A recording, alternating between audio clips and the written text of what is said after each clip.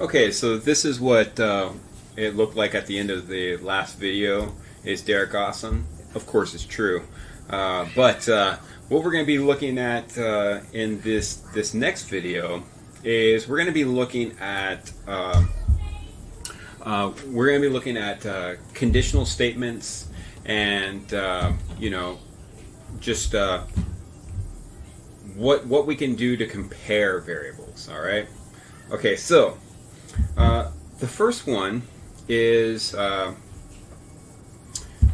basically when you're comparing two variables, and let's go ahead and get num1 and num2 back here. So let num1 equal 1, let num2 equal 2. And what we're going to do is we're going to say console.log, and we're going to say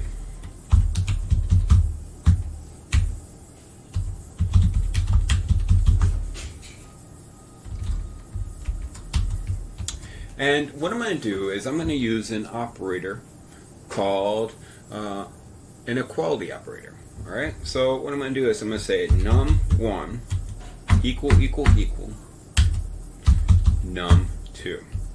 Now, all this is going to return, whenever we use this operator, it's going to return a Boolean value, like we looked in the last video. That's going to be a true or a false value.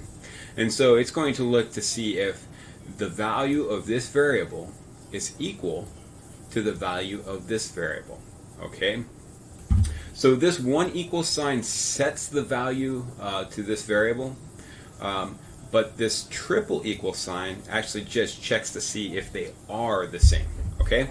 And so what do we expect here is num1 equal to num2. We expect to see the Boolean value false. Okay? So let's just go ahead and double check to see if that's what we get. And go ahead and inspect. Alright, and so that's not what I want. I want to inspect this one right here. And I get is num1 equal to num2, and we do in fact get false. Okay? Let's look at the next thing. Alright? So what we might want to do is we might need we might want to output to the screen X, whatever, if something is bigger than something else. Okay, and in that case we're going to need something called a conditional statement. All right, so if you have not taken computer science before, a conditional statement is basically an if statement. So if I have enough money, then I'm going to go to the movies. Else, I might have to stay home. Okay?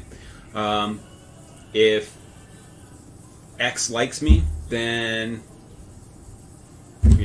we might go out or whatever. I guess that's more of a high school example. So that's what we're going to do. We're just going to do one of those conditional statements. So we're going to say if num1 is greater than 0, and we have an open and closed curly brace. Okay, it's right above the bracket, so the key next to P. And so be careful with that. In fact, I'm going to go ahead and make this a whole lot bigger. Should have done that from the very beginning. Okay, so if num1 is greater than 0, what do we want to do? Well, we might want to say console.log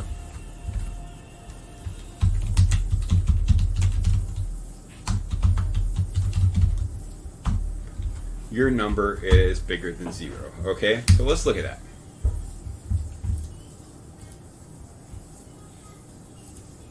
And we get that.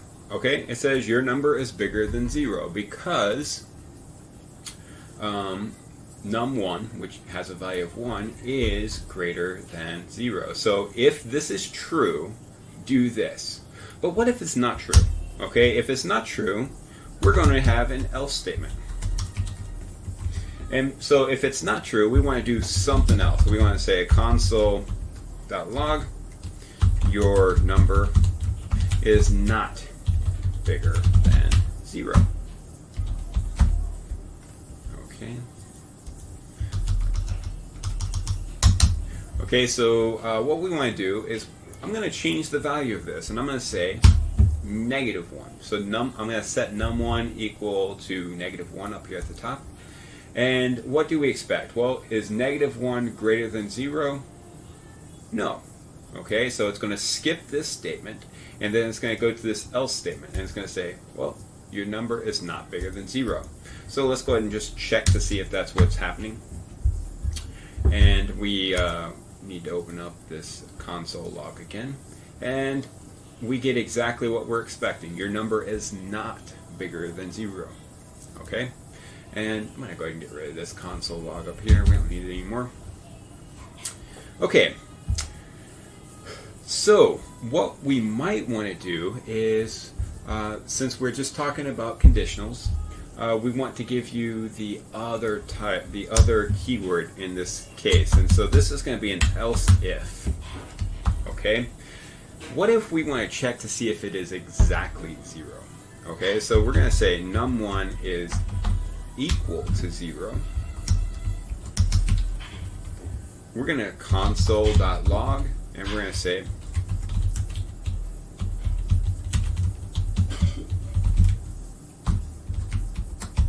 okay, so we're going to, so if num1 is greater than 0, your number is bigger. If your number is exactly 0, your number is exactly 0. And then otherwise, your number is not bigger than 0. So I'm going to go ahead and switch this to 0. And we know what we're expecting. This is definitely going to be what happens. But I wanted you to get this kind of this flow to an if statement, because you might want a lot more conditional statements that run in kind of like not parallel, but they run in a specific order. Okay, and we'll talk about that in just a second. So let's look at this first, and I'm going to go and inspect that and go to my console, and I see that my number is exactly 0. All right, and so what this does is this only runs once. Even though we have 3 different statements that could happen, only one of these things will ever happen. Okay, it's going to first check this first statement that says, if this is true, we're going to do this. If this is not true, it's going to go to this next statement, and it's going to say, well, the first one wasn't true, but maybe this is true. And if that's not true, then it's going to go to this else statement and says, well, all other values or possibilities, we're going to say, well, we're just going to spit this out. Okay? And so you may want to have another else if statement. And this one is, we're going to say if num1 is equal to -1. Maybe you care about these values 0 and -1. And that's important to you. Okay, so you're checking to see if those values are in fact that exact value. And so this is still going to only run once. Okay, and it's going to start at the top and then go to the bottom to the final else, and then it's going to do this. All right. Now, what we might want to do, or if your program warrants it, if it's needed for your program, is just to take off these else ifs. And this final one would be if num1 is less than -1. Okay, and so what this might do is, well, we would say, well, it's going to do this one, and this might output. Then it's going to do this one, and this might still output. So we might get multiple outputs from this series of if statements, because every one of these could possibly run and could possibly be true, and all these would output. In our case, it's not. Okay, so one of these is going to be true no matter what, and only one. Okay. Okay, and so that is conditionals. There's not a whole lot more to that. We'll look at conditionals when it when it comes to objects when we get to objects, but for our simple variables, that's it. So here, let's just go ahead and create two more variables. We're going to say let